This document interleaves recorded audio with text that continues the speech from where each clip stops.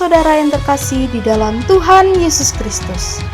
Selamat datang di ibadah online Gereja Betel Indonesia Jemaat Kerajaan Allah, Jalan Abdul Rahman Saleh, nomor 52, Kestalan, Banjarsari, Surakarta. Kami sangat senang melayani saudara pada ibadah online ini. Jika tayangan ini memberkati saudara, jangan lupa klik subscribe, like, bagikan, dan komen, agar channel ini semakin berkembang dan memberkati banyak orang.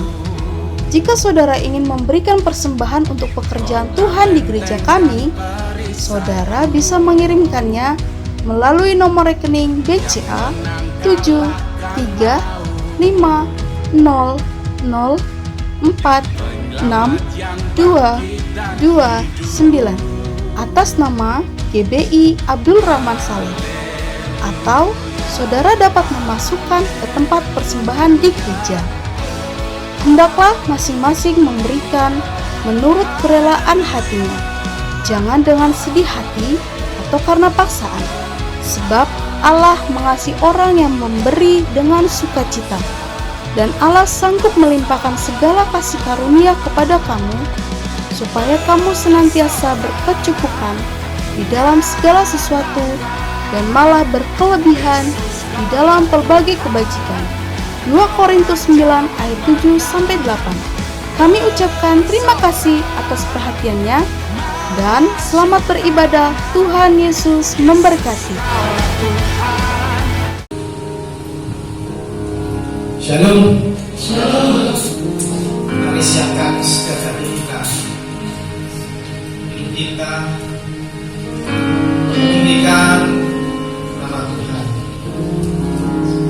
Mari datang dengan segenap kerinduan hati kita untuk menyembah Tuhan.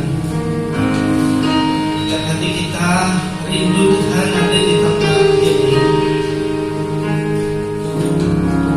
Benar, keadaan tidak semakin baik, tapi kita percaya kita punya Tuhan yang lebih besar kuasanya. Bapak-bapak, mari datang dengan segenap hati kita, dengan segenap kekuatan kita, dengan segenap hidup kita. Kita mau meninggikan nama Tuhan.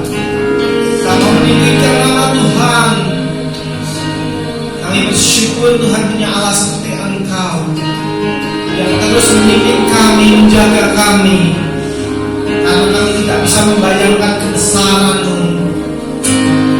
Terima kasih Tuhan, kekuatan-Mu Tuhan nyata dalam hidup kami Tuhan. Setiap langkah kami Tuhan, kami mau Tuhan mengandalkan Engkau. Terima kasih Tuhan, terima kasih. Kami siap memuji, memuliakan Engkau. Tidaklah Bapa-Bapa, tidaklah Bapa-Bapa, tidaklah Bapa-Bapa. Terima kasih Yesus, terima kasih. Terima kasih buat di tempat ini. Haleluya, haleluya, haleluya. Amin. Percaya Tuhan hadir di tempat ini. Menyertai kita, beri kekuatan pada kita, bisa memuji Tuhan. Amin. Sambutlah Tuhan dengan sukacita. Amin.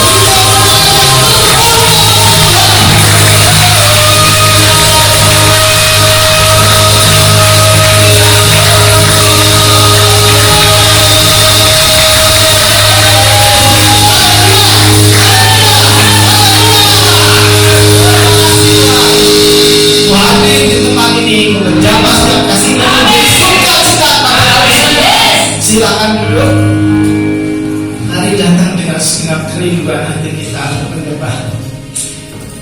Kita datang untuk menyembah Yesus.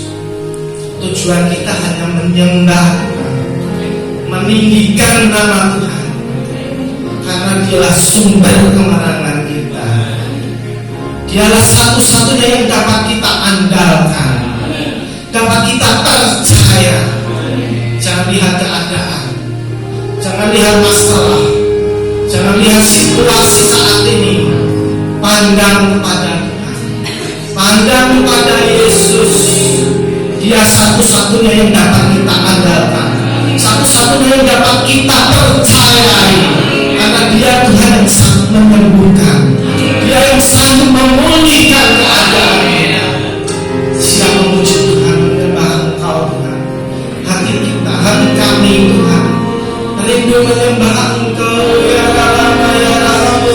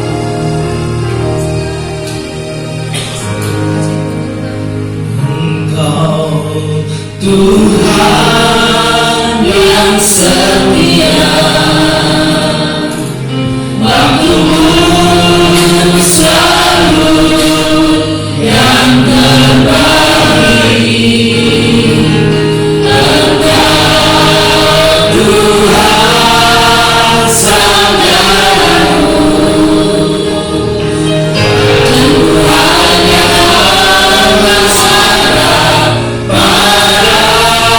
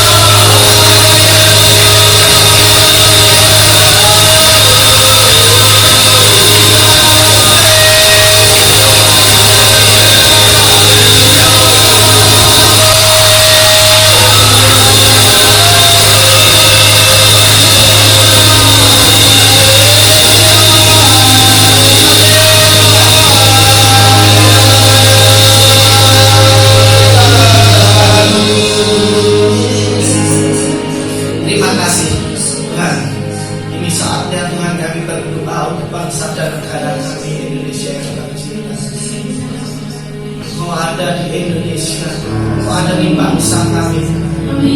Benar Tuhan, keadaan tidak semakin baik, keadaan semakin kacau, keadaan semakin sulit, baik bagi bangsa kami, baik bagi kami pribadi, keluarga Tuhan.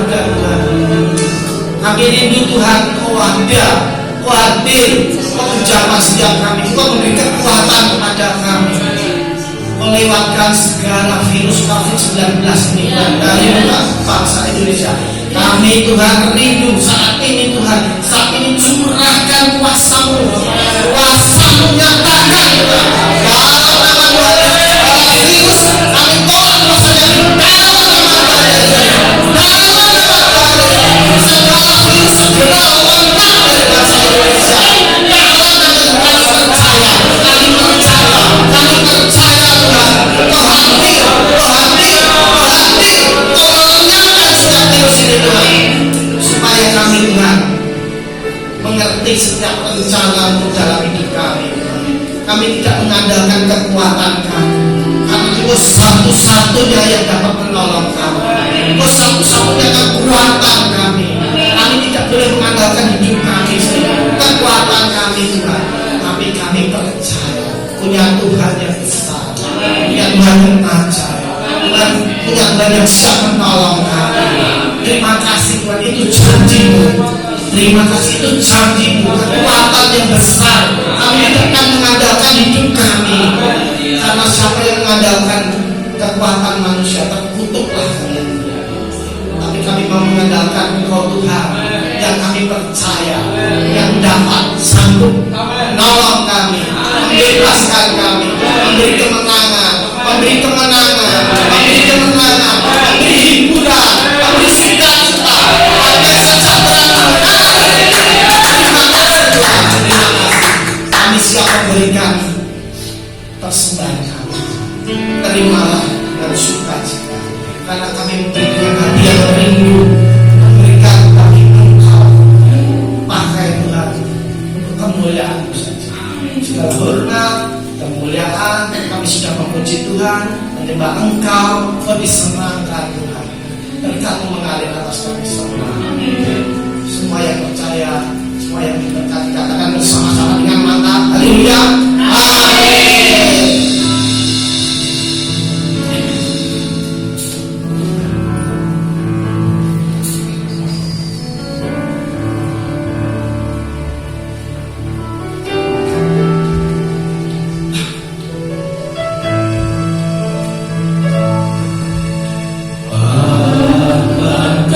Apakah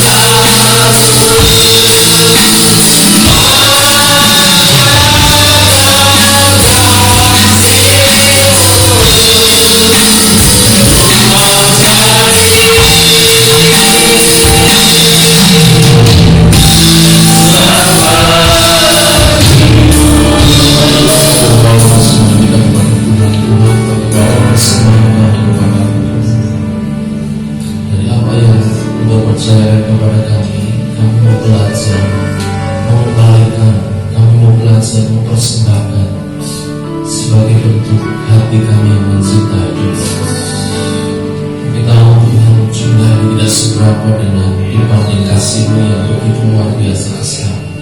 Tapi dari hal yang kecil kami mau belajar, mempersembahkan hidup kepada Tuhan. Terimalah Tuhan di hadapan persembahan. Terimalah Tuhan di dalam nama Yesus. Saya bersemangat dari persembahan yang menyenangkan hati Tuhan. Berkati Tuhan, berkati di dalam nama Yesus. Berkati sehingga boleh menjadi alatmu yang dahsyat luar biasa. Kerajaan Tuhan, kerajaan Allah dilebarkan dan nama Tuhan yang dipermuliakan. Kami serahkan hamba-Mu yang melayani persembahan. Berkati pekerjaan, pelayanan, keluarga, masa depan kesehatan. Dalam nama Yesus kami bersyukur tiba saatnya kami juga akan mendengarkan firman-Mu. Mari kiranya Tuhan berkarya atas kami, Tuhan berkarya atas kami. Kami percaya bahwa Engkau Allah yang baik ada di tempat ini. Kerinduan kami tinggal dekat dengan Tuhan. Kami mendengar suara Tuhan berbicara atas kami, berbicara atas kami. Kami rindu hari ini firman hadir dalam hidup kami. Dalam nama Yesus kami berdoa, kami bersyukur. Yang diberkati katakan bersama. Amin. Silakan Tuhan.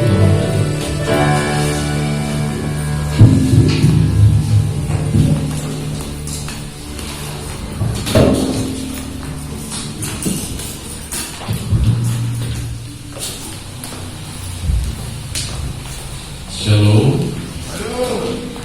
Ya, tetap semangat saudara.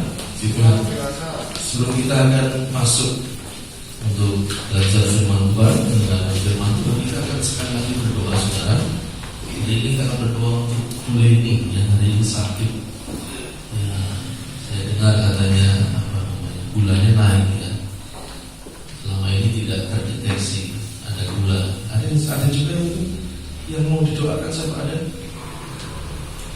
Tadi pagi ya Pak ya, gulanya 300 berapa Pak? 300 berapa? Kita doakan supaya keajaiban Tuhan hadir. Sini depan Pak Betul dekat anaknya ada apa? Apa Pak anak dia dulu apa cerdas-cerdas. Denis sini, Pak Betul sini dekat. Malu Pak ada Bu Pak. Oke, apa ya, baik.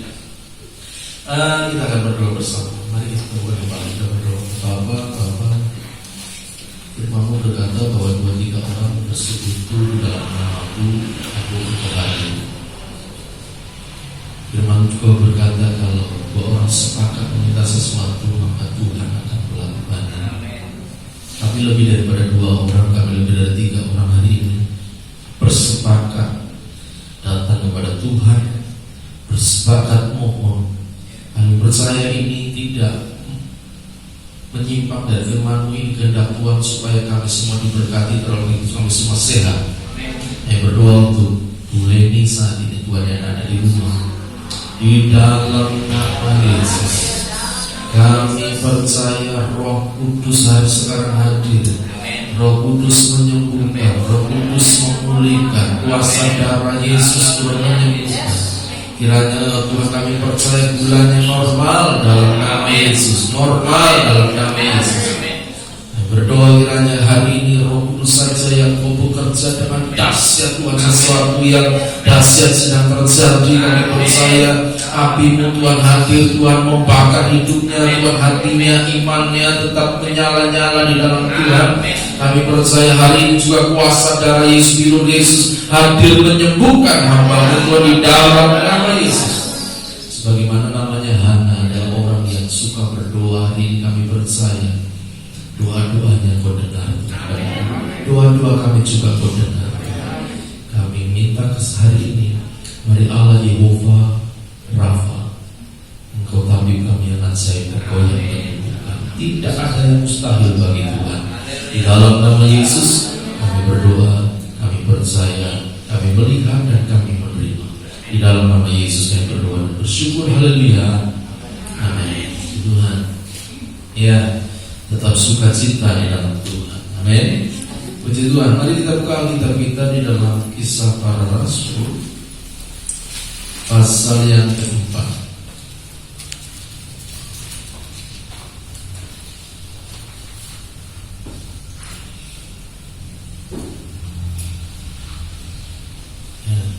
Tema firman Tuhan hari ini adalah temanya saudara, judulnya gitu ya. Judulnya adalah apakah kamu orang Kristen? Apa buktinya? Judulnya ini sebuah pertanyaan ya. Apakah kamu orang Kristen? Apa buktinya? Ya, kira-kira kalau hari ini ada orang tanya kepada saudara, apakah saudara orang Kristen? Jawabnya apa saudara? Ya. Apa buktinya? Apa buktinya? Melakukan kehendak Tuhan. Ada yang lain? Apa buktinya? Kalau orang mau menunjuk, apa buktinya? Berarti harus ditunjukkan. Kalau melakukan kehendak Tuhan, kelihatan ya. Betul ya? Orang bisa lihat nggak? Waktu ditanya, apa buktinya? Melakukan kehendak Tuhan yang mana?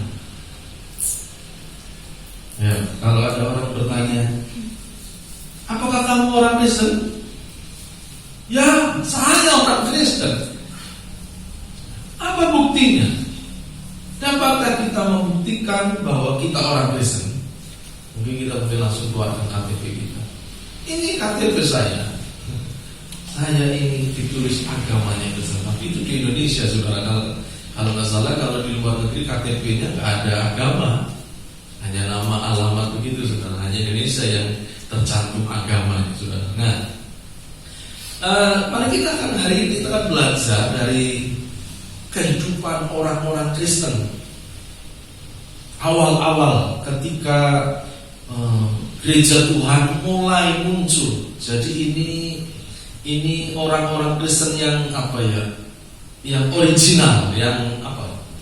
Yang asli. Ini orang Kristen yang awal-awal. Tentu biasanya itu siapa yang di luar? Gak ada kursi apa? Ambilkan kursi dekat Kris, gak apa-apa lah. Ambilkan kursi dekat Kris.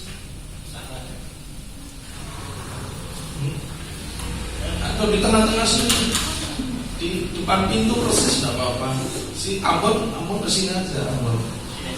Ya. Ya, biar nanti. Oh, mantap. Sekalian jadi. Oh ya. Kejutan. Ya. Kita akan melihat saudara, awal mula orang Kristen muncul, awal mula adanya orang-orang Kristen. Kita tahu gereja Tuhan. Tentu kalau sesuatu yang awal itu masih asli ya. Apalagi ketika awal itu masih ada para rasul, ya, masih ada murid-murid Yesus yang waktu itu langsung mereka belajar langsung dari Yesus, lalu mengajarkannya kepada gereja pada awal abad yang abad yang pertama, ya, abad mula-mula Masehi, saudara.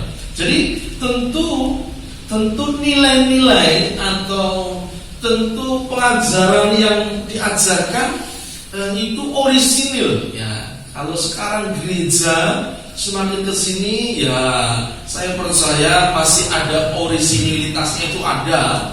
Tetapi kadang-kala ada juga kembangan-kembangan atau warna-warna yang dipengaruhi oleh budaya, yang dipengaruhi oleh situasi dan keadaannya. Kita melihat ya, gereja kan macam-macam modelnya. Ada yang mungkin seperti kita, kalau nyanyi itu apa ya uraan gitu ya, teriak-teriak haleluya. Tapi ada yang tenang-tenang saja. Itu semua kan akibat pengaruh dari penyebaran. Ya, kalau yang tenang-tenang itu penyebarannya dari Eropa. Orang Eropa itu senang kepada tertib. Ya, coba lihat kalau ada tenis lapangan itu ya, mereka kalau tepuk tangan kan bareng-bareng, berdiri sama-sama gitu ya, lalu duduk sama-sama. Tapi juga kalau sepak bola di Indonesia. Nah, kira-kira tepuk tangan berdirinya bareng-bareng atau masing-masing sakaroke? Sakaroke saudara ya. Jadi orang Eropa itu senang yang seperti itu, senang yang tertib. Ya, saya punya dulu jadi sekolah Alkitab, sekolah teologi itu yang pemiliknya lah itu orang Eropa, ya orang Barat saudara.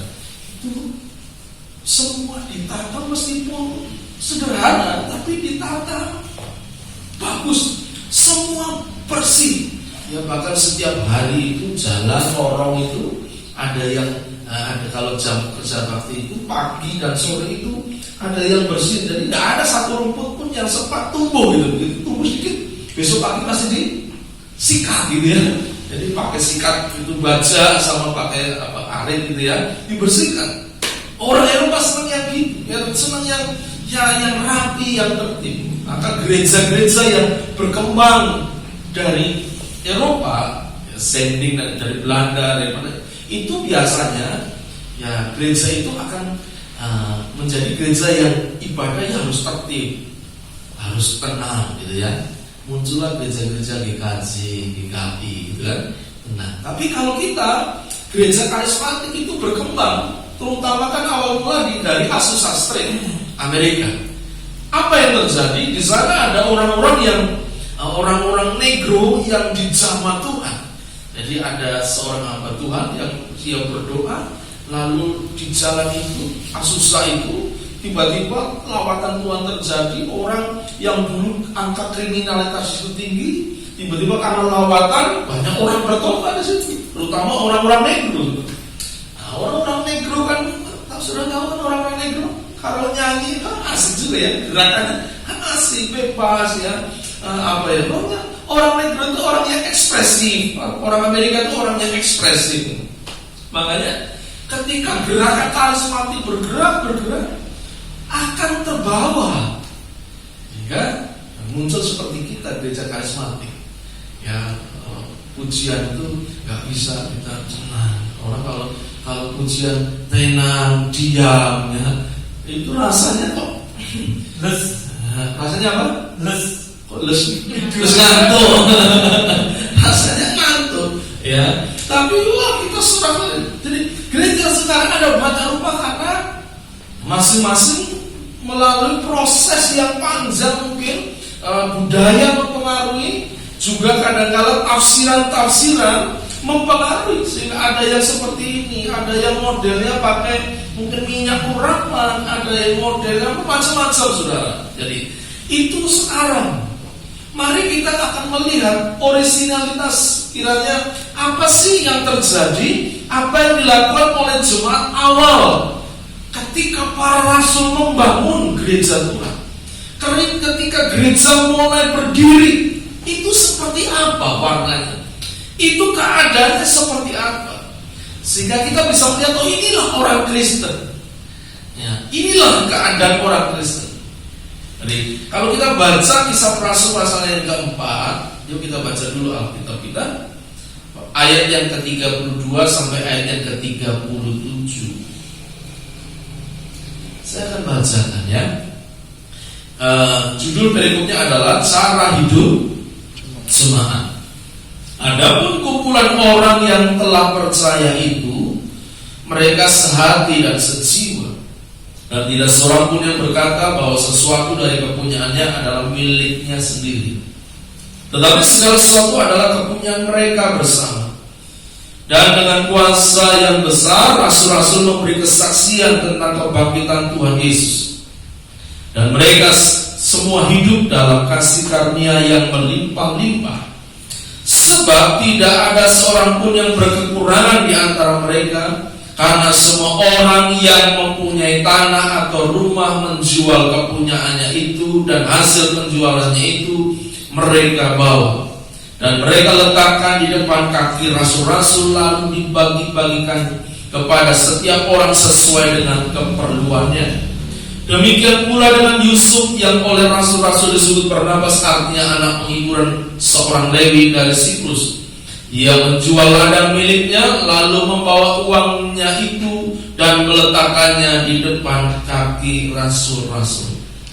Kalau kita lihat kehidupan cara jemaat mula-mula mereka hidup dalam bacaan ini kehidupan yang indah, saudara, ya, kehidupan yang menyenangkan, di mana dikatakan situ mereka berkumpul tiap-tiap hari, sehati, sejiwa.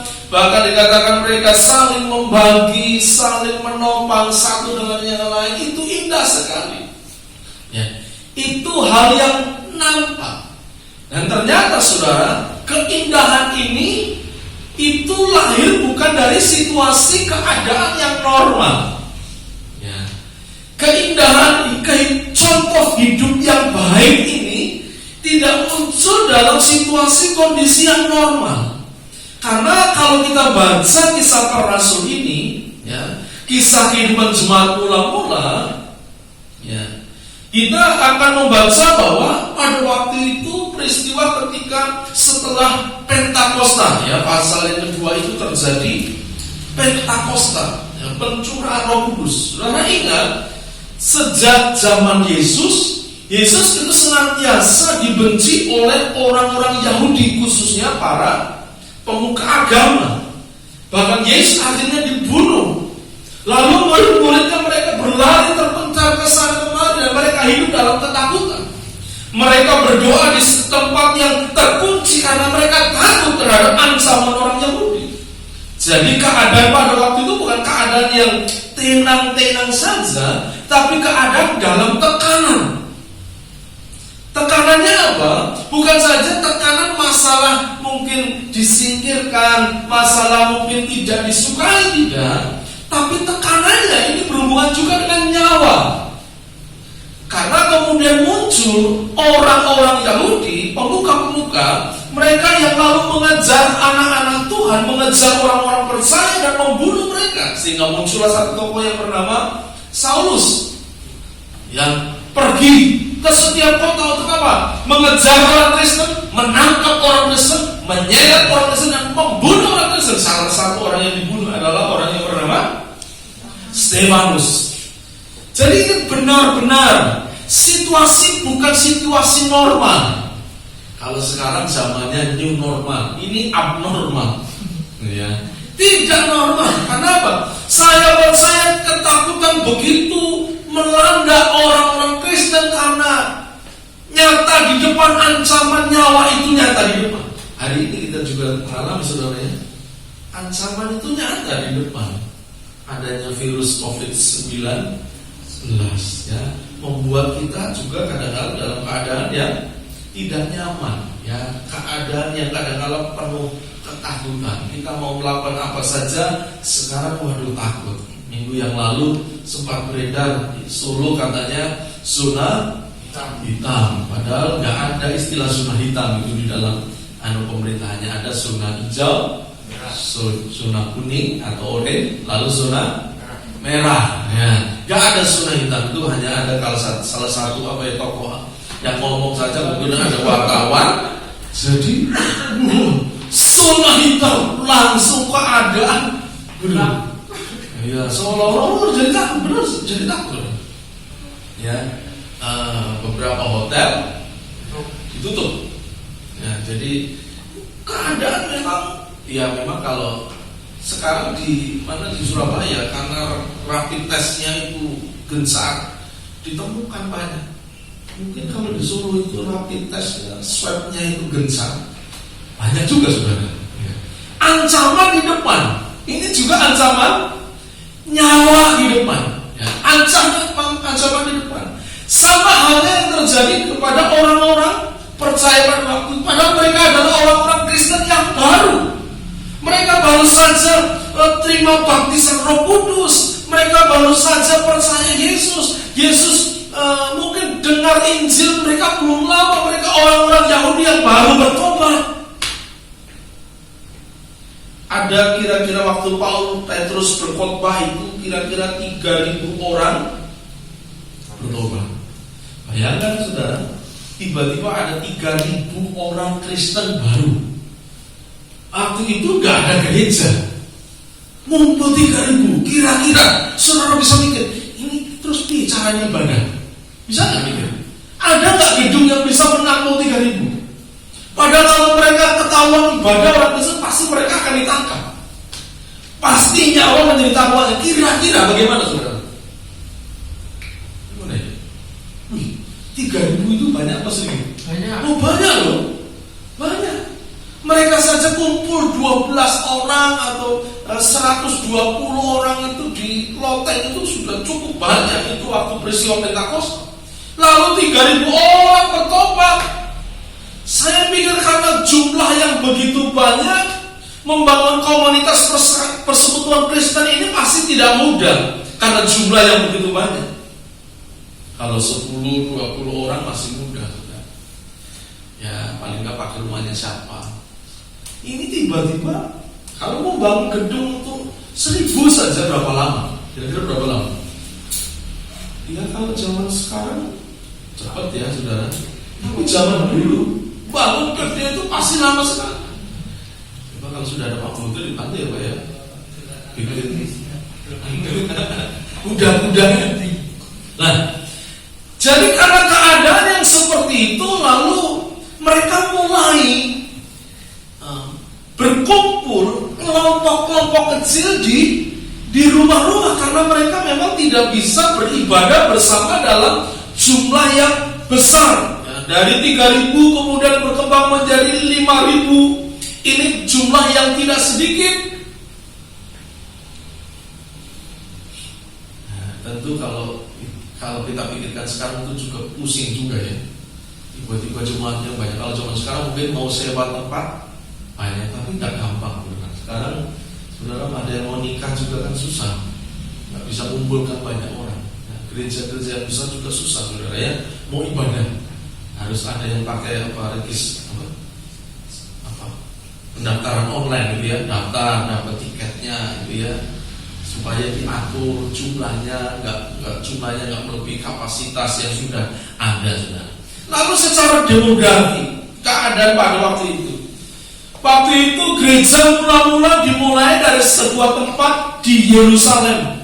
Jemaat berkumpul mengadakan persekutuan di bait Allah. Ya. Tidak ada tempat yang bisa menampung dalam jumlah yang sangat besar. Lalu mulailah mereka berkumpul ya dalam kelompok-kelompok kecil ya di rumah-rumah mereka masing-masing. Jemaat mula-mula ini ada suatu kumpulan jemaat yang memiliki keyakinan yang sama. Ya, sebelum mereka bertobat, mereka adalah dari latar belakang orang Yahudi, kemudian bertobat. Ya, dulu mereka adalah pemeluk Yudaisme. Ya, yang mereka mengajarkan ajaran-ajaran Taurat. Mereka memegang Taurat. Kemudian mereka bertobat, kemudian mereka menjadi murid Kristus. Tentu ini akan mengalami kesulitan yang tidak gampang. Tidak gampang. Kalau kemudian mereka harus keluar dari komunitasnya, nggak gampang. Ada beberapa dari kita yang dari latar belakang Muslim, waktu menjadi orang Kristen apakah mudah? Kemudian dengan keluarga pasti ada sesuatu yang pergumulan-pergumulan tertentu. Sama, mereka juga mengalami pergumulan-pergumulan tertentu. Ya, kalau di sini kita salah satunya adalah Rasul Petrus. Ya. Kemudian ketika Tuhan pakai Rasul Petrus, lalu ada orang-orang non-Yahudi yang kemudian juga bertobat. Ini pergumulan mereka bagaimana? Ini karena mereka orang Yahudi itu benar-benar memisahkan antara Yahudi dan non-Yahudi. Mereka terpisah. Cara hidup mereka berbeda. Ada banyak pergumulan ketika kemudian ada orang Yahudi bertobat, lalu ada orang non-Yahudi juga yang bertobat.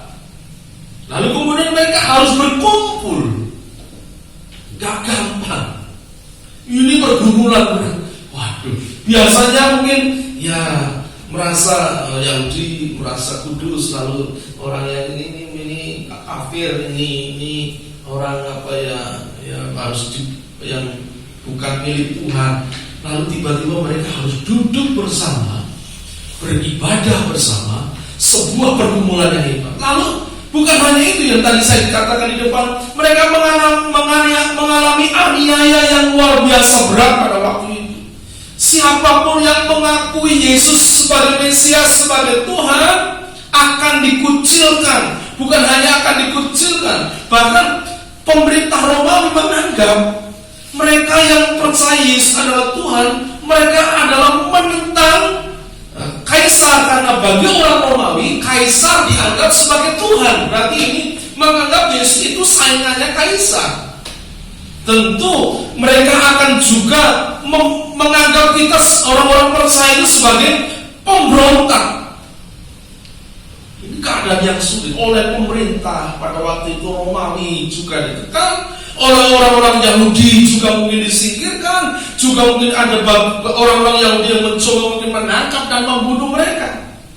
Kira-kira kalau itu terjadi sehari dua hari mungkin tidak apa-apa lah ya. Kita mungkin sembunyi di rumah, masih punya cadangan beras di rumah, masih punya cadangan sayur di rumah. Tapi pertanyaan, kalau itu terjadi sebulan, 2 bulan, 3 bulan, mereka tidak bisa kerja, mereka tidak bisa melakukan aktivitas normal. Pasti ekonomi pasti terdampak, betul nggak? Betul nggak? Ya, mereka nggak bisa kerja, pasti ekonominya terdampak. Yang dulu punya tabungan, ya lama-lama tabungannya semakin hari akan semakin habis. Kalau mereka berdagang pun akan dipersulit, sehingga akibatnya ada banyak orang menjadi miskin. Ada banyak orang percaya berubah keadaannya menjadi miskin. Karena apa? Mereka nggak bisa berusaha, mereka nggak bisa bekerja. Situasi kondisi itulah sebabnya. Maka kita lihat di sini cara hidup jemaat yang mula-mula. Muncullah cara hidup yang luar biasa yang dimiliki jemaat mula-mula dalam kondisi yang seperti ini. Yang pertama, saudara, apa sih cara hidup jemaat yang mula-mula? Ayat 32 dikatakan, adapun kumpulan orang-orang yang telah percaya itu, mereka sehati dan sejiwa, dan tidak seorang pun yang berkata bahwa sesuatu dari kepunyaannya adalah miliknya sendiri, tapi segala sesuatu adalah kepunyaan mereka bersama. Yang pertama, cirinya mereka hidup di dalam sebuah kumpulan, komunitas. Mereka membangun sebuah lingkungan orang-orang percaya. Mereka memperkuat komunitas orang-orang percaya. Jemaat mula-mula hidup dalam lingkungan yang bisa membangun kehidupan rohani mereka. Kata lingkungan ini berasal dari bahasa Yunani, yaitu oikos, ya. Lingkungan atau rumah. Mereka membangun sebuah, mereka tidak lalu hidup sendiri-sendiri. Ya sudah, yang penting aku jadi orang Kristen, lalu mereka, yes, aku di rumah sendiri, aku nggak bisa. Mereka menyadari mereka nggak bisa nih. Nanti lama-lama masing-masing akan mati. Meskipun dia kaya, lama-lama kekayaannya habis. Lama-lama kalau sudah kekayaannya habis, miskin mati. Bayangkan apa yang terjadi. Maka akan banyak orang Kristen yang bertumbangan pada waktu itu. Kemudian karena melihat situasi seperti itu, mereka tahu mereka butuh saling support satu dengan yang lain. Mereka butuh saling dukung satu dengan yang lain. Lalu apa yang harus dilakukan? Mereka membangun sebuah komunitas orang percaya, hidup dalam lingkungan orang percaya. Itu yang akan membuat mereka saling membangun dan saling menguatkan. Hari ini kebersamaan komunitas orang Kristen itu sedang diuji, sudah. Ya. Kalau dulu kita pulang gereja bisa saling sapa, ya, halo, apa kabar, ngobrol gitu ya. Kita bisa ngobrol di sini. Kalau habis ibadah ada makan bersama gitu, bisa ngobrol, sharing, kabarnya. Ada kala ya, ibadah kita selesai jam 10, ada yang pulang sampai jam 12 gitu ya. keluarga saya. Sekarang begitu selesai ibadah, diusir, pulang. Nah, manusia, kemarin saya ngobrol dengan Pak Subur, manusia itu diciptakan sebagai makhluk sosial. Butuh apa? Interaksi. Butuh, kebutuhan kita bukan hanya butuh makan minum saja, bukan saja butuh perlindungan, tapi butuh dihargai, betul? Butuh ada rasa penghargaan, butuh diterima, butuh saya ini butuh diperhatikan. Ada banyak masalah timbul, ya beberapa saya kalau konseling ada orang-orang ya yang pernah saya konseling, biasanya masalah timbul, konflik timbul dalam batin seseorang. Salah satunya karena apa? Kehilangan rasa dihargai, kehilangan rasa diperhatikan. Ya, ada pernah diuji coba, ada binatang dipelihara, yang satu hanya dikasih makan saja gitu ya, ada dua gitu, satu hanya dikasih makan, tapi yang satu dikasih makan, dilus-lus, disayang. Ya, gambarnya anjing lah. Anjing yang hanya dikasih makan, ditinggal, dan dikasih makan, dilus-lus beda. Yang hanya dikasih makan, sama-sama dikasih makan, vitaminnya sama, tapi tidak bertumbuh dengan baik. Tapi yang dikasih makan, disayang, itu jadi gemuk, jadi bertumbuh. Itu hewan tahu. Kalau diperhatikan, kalau disentuh, kalau disayang, dia akan merasa nyaman. Apalagi kita manusia. Betul? Hari ini itu sebuah sesuatu yang mahal hari ini, saudara. Betul ya? Perhatian itu sesuatu yang mahal. Nah, saya percaya perlu kita membangun sebuah komunitas sebagaimana gereja mula-mula mereka lalu mulai membangun komunitas orang percaya. Mereka nggak bisa kumpul dalam jumlah yang besar, yang mereka kumpul dalam jumlah yang kecil di rumah masing-masing. Yang pertama mungkin mulai dari keluarga, mereka bangun persekutuan dalam keluarga. Ya, orang tua memastikan anak-anaknya, rohani anak-anaknya, hati anak-anaknya, mungkin perasaan anak-anaknya terjaga. Mereka diayomi, mereka dijagai, mereka dipikirkan kebutuhannya. Tapi bukan hanya itu, mungkin mulai dari keluarga satu dan keluarga yang lain membentuk sebuah komunitas. Itu yang sekarang kita kenal di gereja kita dengan istilah kelompok sel. Butuh komunitas, bukan? Karena lewat komunitas orang percaya kita bisa saling menguatkan. Saya diingatkan saya lupa di khotbah kalau salah. Jadi kalau lidi satu gampang dipatahkan, tapi kalau masalah bisa ayatnya, kalau lidi lebih dari satu itu susah untuk dipatahkan, akan kuat sama. Kalau kita bisa bersama-sama membangun sebuah komunitas, kita bisa saling mendukung satu dan lain, saling menguatkan satu dan lain. Bagaimana lalu dalam kondisi yang seperti ini? Tentu nggak bisa kita ngumpul-ngumpul, itu sulit, saudara. Kira-kira menurut saudara bagaimana kita bisa membangun komunitas? Gimana kira-kira? Apa yang bisa kita lakukan? Karena jujur saudara, saya perhatikan ini sebuah tantangan bagi gereja. Ya, betul nggak? Iya loh. Kita jangan sampai kita kehilangan kebersamaan. Panggilan gereja salah satunya persekutuan, oikumene. Kita harus ada persekutuan. Salah satunya mungkin yang bisa kita lakukan sekarang mungkin lewat WA. Salah satunya. WA 8 orang apa? Video call. WA. Saya pikir mungkin kalau perlu kita bikin lewat yang sekarang lagi marak itu apa? Zoom. Ya kapan kita bikin Zoom, kita ketemu, mungkin hari Kamis kita kumpul bersama jam sekian di Zoom. Ya kita lewat Zoom mungkin ada sesuatu yang disampaikan, kita nyanyi 1, 2 buah lagu, lalu kalau ada yang mau didoakan lewat Zoom. Sekarang banyak orang melakukan itu, saudara. Karena pentingnya komunitas dijaga.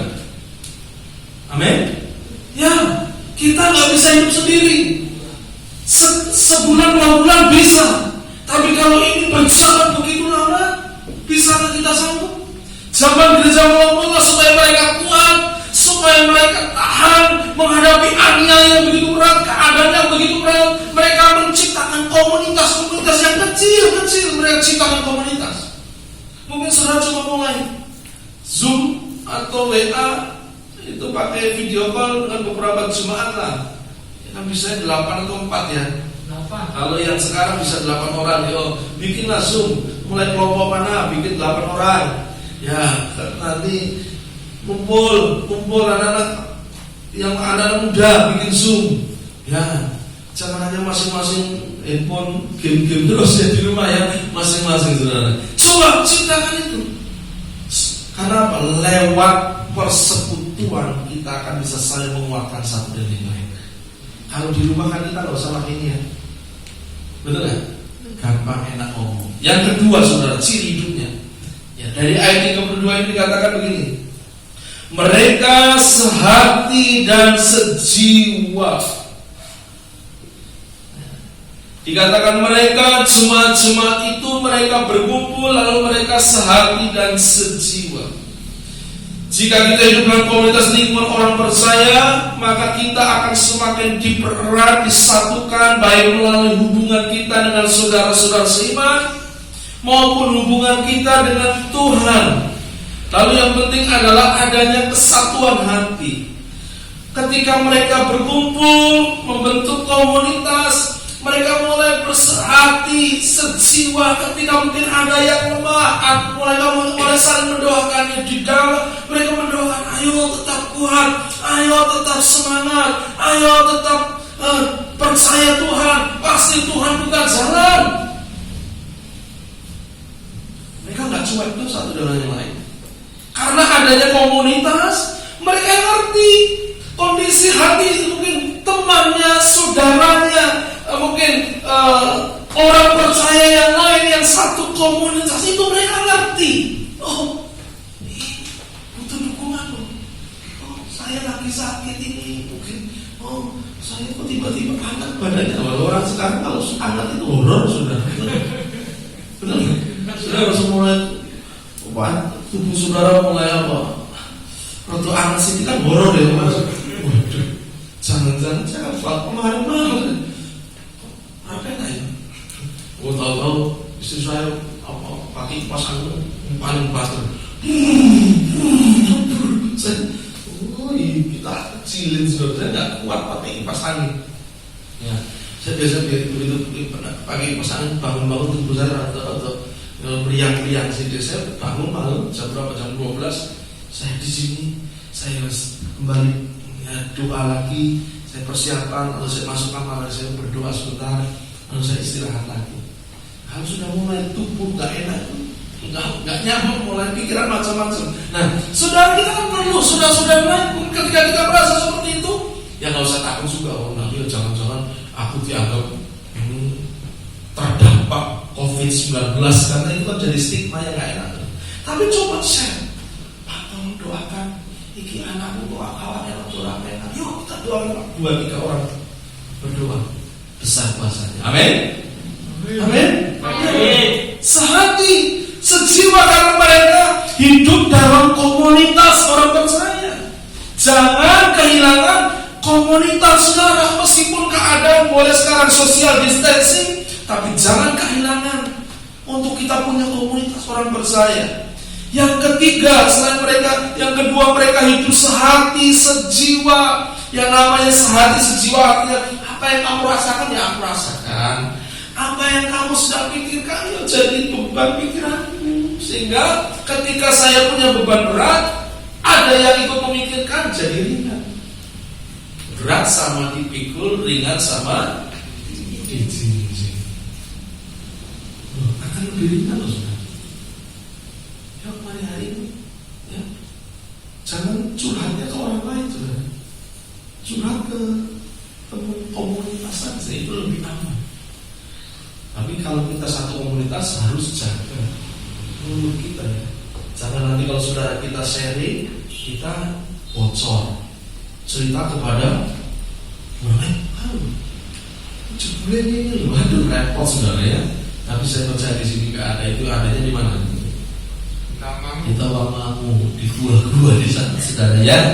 Di sini nggak ada, di sini semuanya hebat-hebat. Amin. Kita sehati, kita sesimpul, saling dukung. Yang ketiga, ya ayat 33 dikatakan demikian. Dan dengan kuasa yang besar rasul-rasul memberi kesaksian tentang kebangkitan Tuhan Yesus, dan mereka semua hidup dalam kasih karunia yang berlimpah-limpah. Dikatakan jemaat mula-mula ini ketika mereka hidup, ya, mereka mengalami kuasa dan mujizat Tuhan. Karena apa? Mereka dikatakan dengan kuasa yang besar rasul-rasul memberi kesaksian tentang kebangkitan Tuhan Yesus. Mereka semua hidup dalam kasih karunia yang berlimpah-limpah, karena mereka hatinya terbakar untuk memberitakan tentang kematian Yesus, untuk memberitakan tentang keselamatan. Kalau sudah baca kitab Kisah Para Rasul, jemaat mula-mula mereka tidak menjadi orang yang lalu terima Yesus lalu mereka diam. Mereka cerita sehingga ada banyak orang-orang Yahudi yang akhirnya bertobat percaya Yesus. Salah satunya yang kemarin saya sharekan di WA, ya, yang diwawancara oleh siapa? Gilbert Muindo. Mana ada yang buka? Di Kingdom kalau salah. Facebook. Iya. Benar ya? Itu adalah orang Yahudi, orang Arab, keturunan memang asli sana, yang mereka bertobat. Itu sejak zaman dari, jadi dia berkata dia keturunan dari rasul-rasul, ya, orang-orang seperti Yakobus, keturunan. Jadi ada mereka orang-orang yang bertobat. Ketika mereka bertobat, mereka tidak hanya diam, namun mereka cerita. Kalau sudah baca di sini, kemudian mereka kumpul, mereka cerita, banyak yang percaya, banyak yang bertobat. Sampai akhirnya ketika anak aniaya ini, mereka harus pergi, karena menghindar dari aniaya, menghindar dari tekanan. Mereka pergi keluar kota. Ketika mereka pergi keluar kota, di situ tidak ada rasul, tapi mereka tetap memberitakan Injil. Sampai akhirnya apa? Muncullah orang-orang Yahudi di satu tempat yang kemudian juga mereka bertobat, dan mereka hidup menjadi jemaat mula-mula yang mulai hidup dengan luar biasa. Dan ketika mereka hidup terus dalam memberitakan Injil, memberitakan tentang Kristus, Alkitab berkata dengan kuasa yang besar rasul memberi kesaksian tentang kebangkitan Yesus, dan mereka semua hidup dalam kasih karunia yang berlimpah-limpah. Mereka alami mujizat. Karena apa? Ada komunitas. Lalu mereka juga sehati. Lalu mereka membicarakan Kristus, bukan yang lain yang dibicarakan. Bukan mumpul rasanya tonggone, bukan mumpul lalu membicarakan hanya hal yang menakut-nakutkan hari ini, saudara. Boleh, kita harus berhati-hati. Kita harus ekstra hati-hati hari ini, saudara. Lebih aman saudara tinggal di rumah, nggak banyak kegiatan. Kalau nggak perlu sekali, nggak usah keluar. Tapi lebih daripada itu, mari kita perbanyak untuk apa? Kita membicarakan tentang perbuatan ajaib Tuhan. Kita membicarakan tentang firman, karena ketika kita membicarakan firman, kekuatan mujizat yang terjadi. Tapi ketika kita membicarakan hanya persoalan dan ketakutan, maka kita akan menjadi lemah. Saudara pilih yang mana? Alami mujizat atau menjadi lemah? Ya, bicara tentang Yesus di rumah, perkatakan firman. Seperti murid-murid pada waktu itu, mereka bicarakan tentang Yesus karena mereka sedang antusias, hati mereka sedang terbakar. Oleh karena itu, ketika mereka terus membicarakan firman, membicarakan Yesus, hidupnya disertai oleh perbuatan ajaib dari Tuhan. Sehingga itu yang membuat mereka tetap kuat. Ya. Saya rindu, saudara, di tengah-tengah situasi seperti ini, kita menjadi orang yang tetap kuat. Kuncinya apa? Yaitu bicarakan tentang kebaikan Tuhan, bicarakan tentang kasihnya Yesus. Jangan main. Ya kalau sekedar informasi bolehlah. Informasi Solo sedang begini boleh, tapi itu jangan lalu jadi berita yang utama yang kita dengar. Sebab itu pasti akan mempengaruhi mempengaruhi pola pikir kita.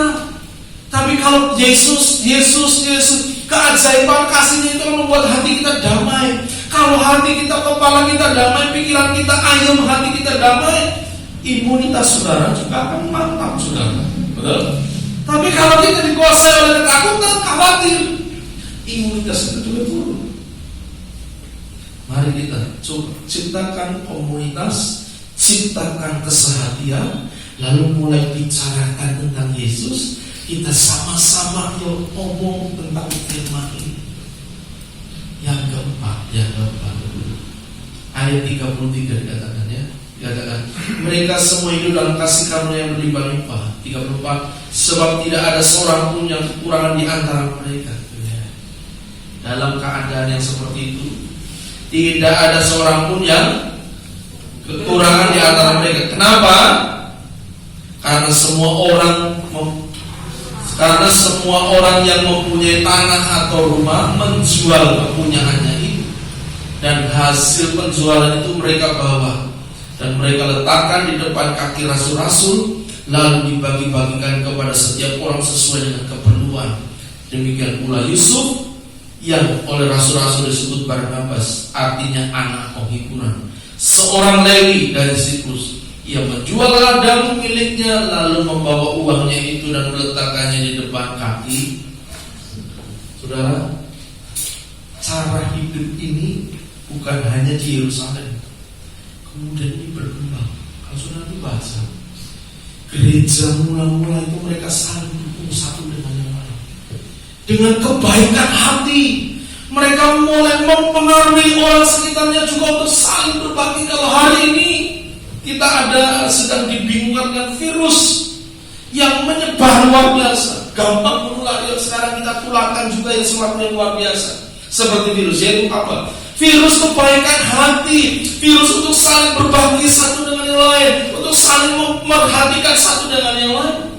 Ketika kita, kalau pada waktu itu cuma hanya memikirkan dirinya sendiri, pasti satu persatu seperti tadi saya katakan, satu persatu pasti akan bertumbangan.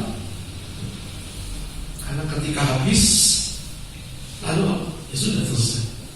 Tapi karena ada kebersamaan komunitas, kesehatian, saling menguatkan, firman yang diperkatakan, mereka kemudian saling bersinergi, saling mengisi satu dengan lain. Ketika ada yang kurang, yang punya kelebihan membantu yang kurang. Mereka saling dukung satu dengan lain. Ketika saya punya sesuatu, bahkan ketika di sini ada yang punya ladangnya dijual. Apa kemudian dibagikan kepada saudara-saudara yang butuhkan, sehingga apa? Gereja mula-mula bisa tetap kokoh berdiri. Orang-orang percaya bisa tetap kokoh berdiri. Gereja bisa tetap ada sampai hari ini, meskipun ada angin ribut yang luar biasa. Karena apa? Semua saling mendukung. Saudara, tanya Pak Butut ya, kalau kita mau buat sebuah kuda-kuda atau mungkin rangka dari rumah yang mungkin ini bentangannya besar, itu kalau hanya dikasih besi malang 1, 2, 3 malang saja nggak akan kuat. Apa yang harus dilakukan, Pak? Apa, Pak? Harus ditambah besi kecil-kecil yang menghubungkan antara besi satu dengan yang lain. Namanya kremona. Jadi kalau ada besi begini, lalu ada besi gini seperti itu. Saudara bisa lihat ya di konstruksi, itu namanya kremona. Jembatan ya. Jadi ya jembatan. Jadi ini besi besar, dia nggak akan kuat meskipun gede, nggak akan kuat. Kalau menahan beban, apalagi bentangannya semakin besar, nggak kuat, dia pasti akan roboh. Tapi kalau besi besar lalu di antara besi ini dikasih ini penghubung satu dengan yang lain, itu akan memberi kekuatan sekian kali lipat dari besi itu sehingga bisa menahan beban yang berat. Perlu ada keterhubungan satu dengan yang lain. Ketika engkau kuat, satu dengan ada orang-orang kuat, tetapi orang-orang kuat ini tidak saling ada keterhubungan, akan roboh ketika ada tekanan. Perlu ada apa? Ada konektivitas, ada keterhubungan satu dengan yang lain, itu akan membuat kuat. Betul Pak ya? Udah lihat kalau rangka baja itu Pak, ada nyambung dihubungkan. Kenapa? Ketika ada saling mungkin yang satu mau lemah, gocekan yang satu. Ketika si digocek seorang kuat, yang satu ada lagi yang gocek jadi kuat. Semua saling kuat, ada keterhubungan. Itu yang membuat jemaat menjadi luar biasa. Mereka berbagi, mereka saling perhatikan, mereka saling menguatkan, mereka kemudian saling bergandengan tangan. Bahkan yang luar biasa di sini, mereka saling berbagi. Yuk ciptakan itu di komunitas kita. Jangan sampai kehilangan komunitas. Kiranya 4 hal ini: hidup dalam lingkungan, sehati, hidup dalam kuasa mujizat karena firman Tuhan. Yang keempat, saling berbagi. Kita ciptakan. Dan yang tidak kalah penting, mengapa mereka tetap menjadi jemaat yang baik? Karena kisah para rasul pasal yang kedua dikatakan mereka mengalami baptisan. Itu hanya bisa terjadi muncul ketika Roh Kudus hadir.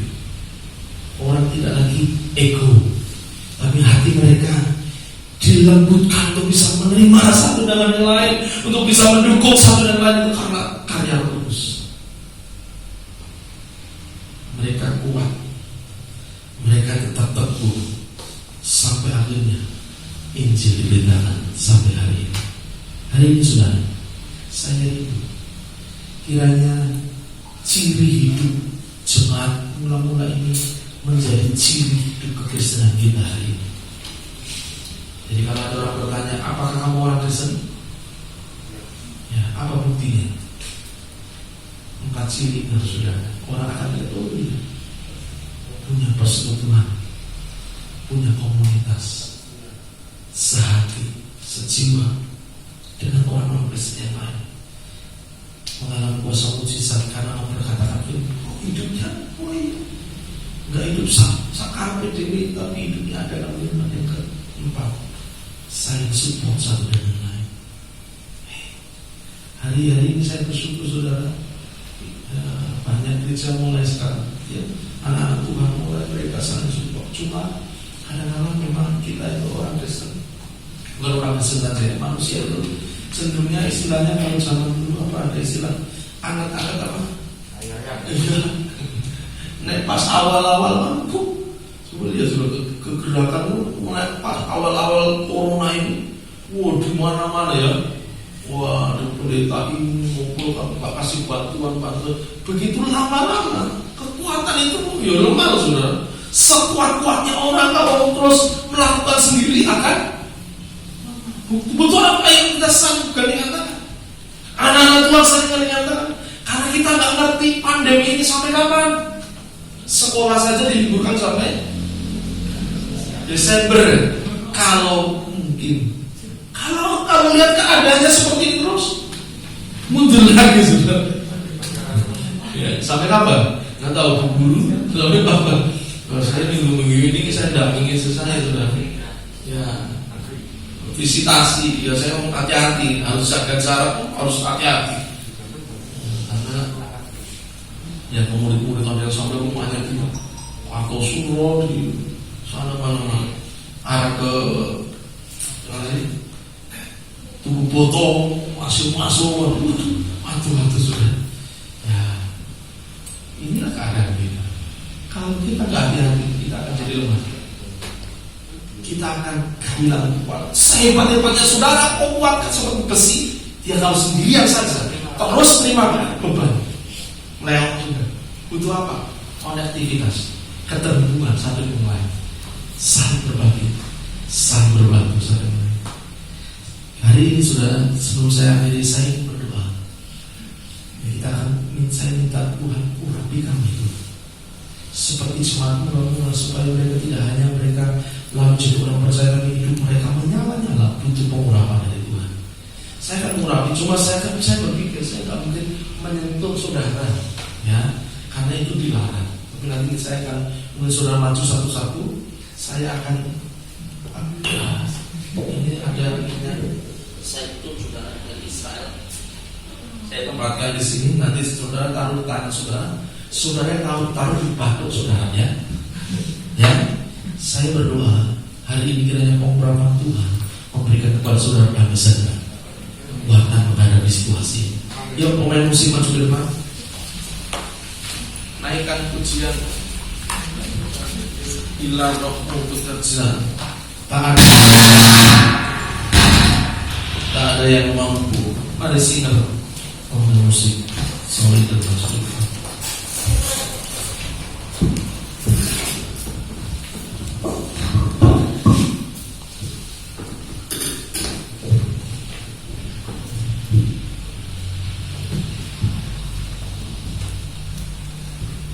Naikkan pujian ini. Bila rohmu bekerja.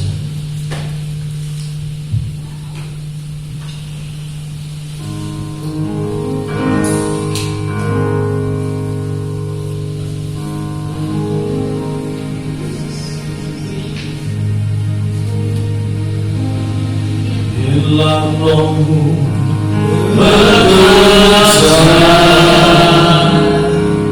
ada yang mampu menahannya. Di hari yang agung dan mulia, terjatuh hati yang terluka. Bila rohmu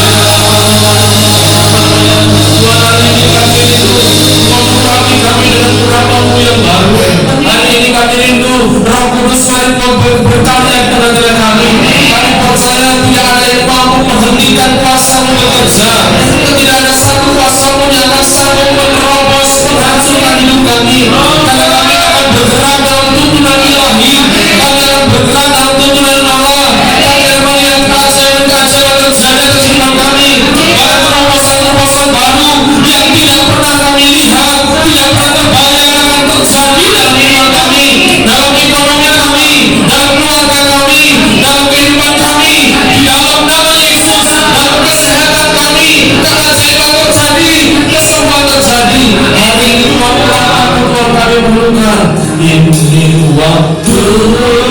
Saudara, saudara kita saudara di depan saya akan datang saudara memberi minyak. Lalu saudara akan dalam nama Yesus dan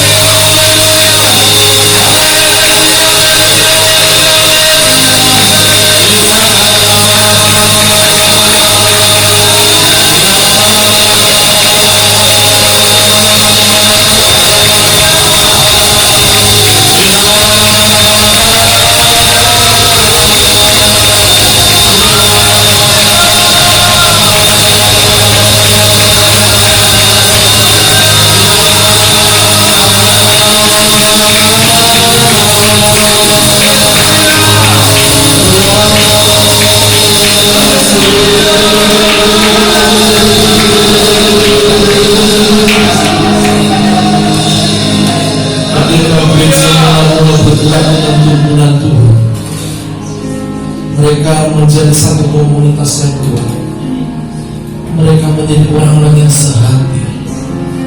Mereka terus menjadi orang-orang yang melihat firman Tuhan, mendengar firman Tuhan setiap hari. Mereka saling menguatkan satu sama lain sehingga mujizat terjadi.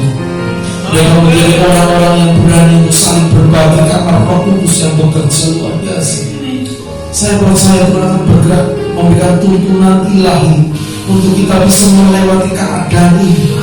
Minta tuntunan dari Tuhan, baik dalam pekerjaanmu, baik dalam sekolahmu, dalam masa depan. Minta Tuhan tuntun aku Tuhan, tuntun aku Tuhan.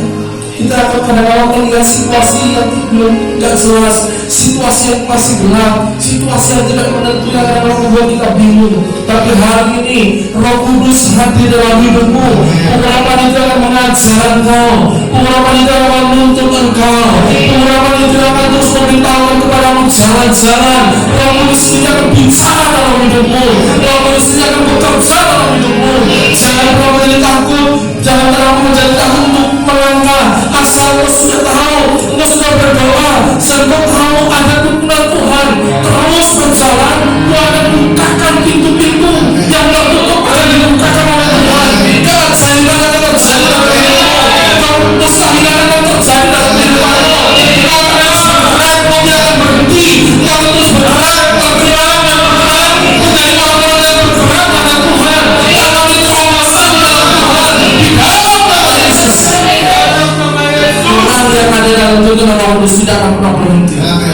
Akan mengalami terobosan dalam hidupnya. Seperti jemaat mulai hari ini, ketika mereka ada dalam tekanan yang luar biasa, mereka terus bergerak dalam tuntunan Tuhan. Apa yang Tuhan tuntunkan mereka lakukan, akhirnya mereka tetap dalam Injil terus diberitakan sampai hari ini. Jangan pernah biarkan hatimu kosong. Izinkan Roh Kudus terus bekerja. Setiap hari kita Tuhan tuntun aku. Hari ini dalam pengurapan itu yang sudah engkau terima hari ini akan menolong saudara tetap kuat di dalam Tuhan. Terima kasih. Kita akan akhiri ibadah kita mengucapkan syukur kepada Tuhan. Segala kemuliaan hanya bagi Tuhan.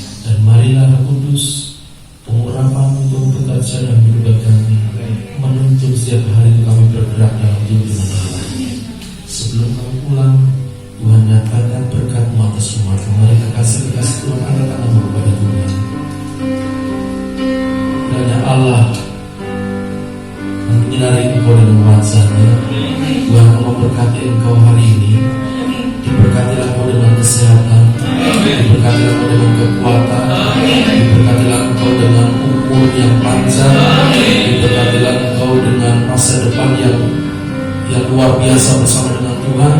Diberkatilah keluargamu, diberkatilah pekerjaanmu, diberkatilah studimu, diberkatilah pertemuan iman dan kesaksianmu. Berkat daripada Allah Bapa, cinta kasih dari Tuhan Yesus, serta Roh Kudus yang menyertai menuntun engkau dari kemuliaan kepada kemuliaan dan keajaiban kepada keajaiban sampai Maranatha